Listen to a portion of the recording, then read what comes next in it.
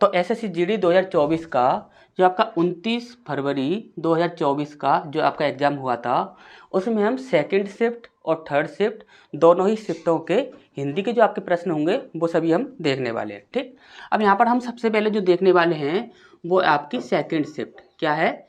Second shift. Second shift की जो आपकी हिंदी के क्वेश्चंस होंगे पहले हम उन्हें सॉल्व करेंगे, फिर उसके बाद हम थर्ड शिफ्ट के जो क्वेश्चंस होंगे उन्हें सॉल्व करेंगे। ठीक, तो यहाँ पर सबसे पहला दिया गया है रिक्त का विलोम क्या होगा, ये हमसे यहाँ पर पूछा गया था। ठीक, तो देखिए रिक्त का विलोम होता है आपका पूर्ण। क्या होता है? पूर्ण।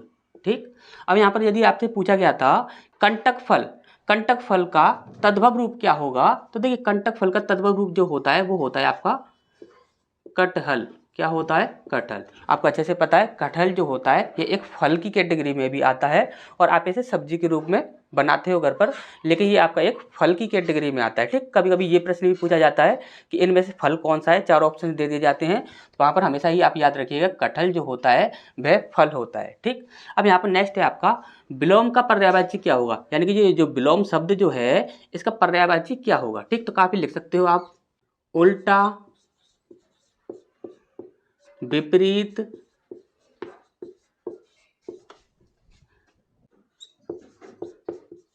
प्रतिलोम, आप लिख सकते हो प्रतीप। क्या लिख सकते हो? प्रतीप। ठीक, क्या क्या लिख सकते हो? उल्टा लिख सकते हो, विपरीत लिख सकते हो, प्रतिलोम लिख सकते हो और प्रतीप लिख सकते हो। ठीक, जो भी आपके एग्जाम में जो ऑप्शंस होंगे वो आप देख लीजिएगा। ठीक, यहाँ पर हम बोले कि जानने की इच्छा, जानने की जो इच्छा होती है इस वाक्यांश के लिए एक शब्द क्या होगा, तो उसे हम कहते हैं जिज्ञासा। क्या कहते हैं? जिज्ञासा।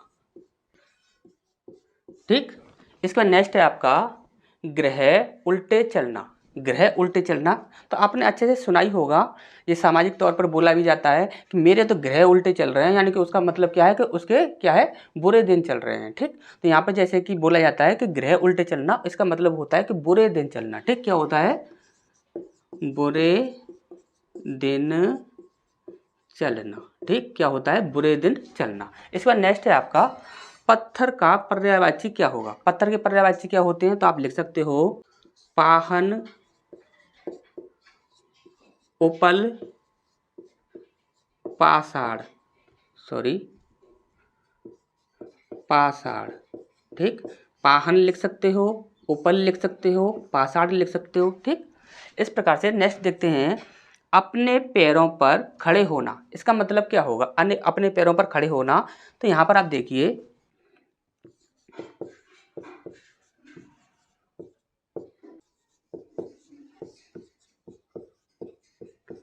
आप बोल सकते हो स्वावलंबी होना, या फिर आप बोल सकते हो आत्मनिर्भर होना, आत्मनिर्भर होना, या फिर आप बोल सकते हो सफल होना। क्या बोल सकते हो?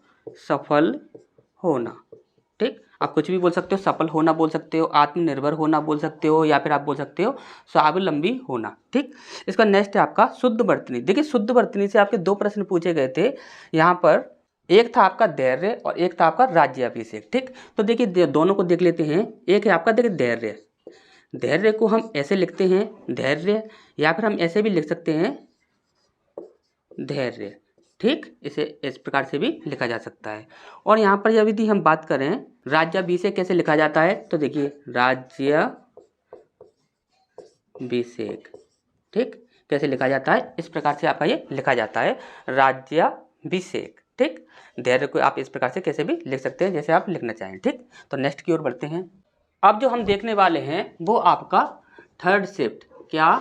Third shift. थर्ड शिफ्ट में जो क्वेश्चन आपके पूछे गए थे, सेकंड शिफ्ट के आपके वही प्रश्न थे, इतने ही आपके मिल पाए थे, और थर्ड शिफ्ट के जो आपके प्रश्न हैं वो आपके ये हैं। ठीक, तो यहाँ पर देखिए तू मैं करना, इसके बारे में हमसे पूछा गया था कैसे क्या कहते हैं, तो इसे क्या कहेंगे, तो यहाँ पर हो जाएगा आपका लड़ाई करना। क्या हो जाएगा?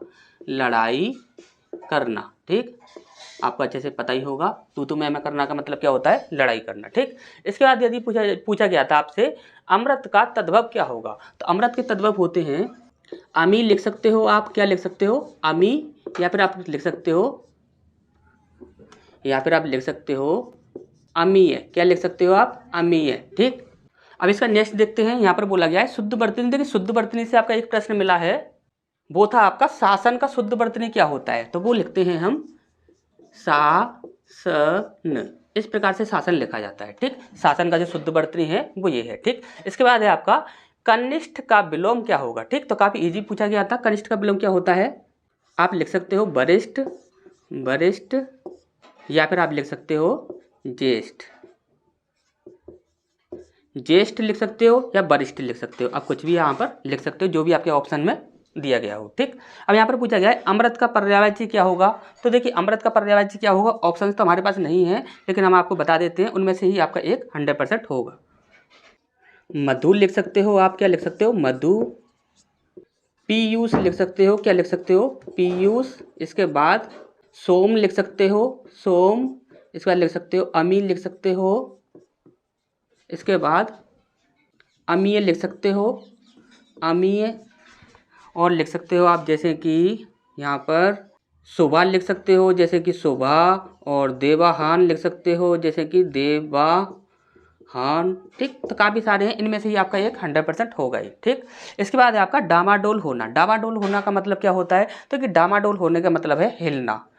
जो डामाडोल नहीं है यानी कि वह स्थिर है, और डामाडोल है तो वो क्या है अस्थिर। क्या है अस्थिर, यानी कि जो अस्थिर है।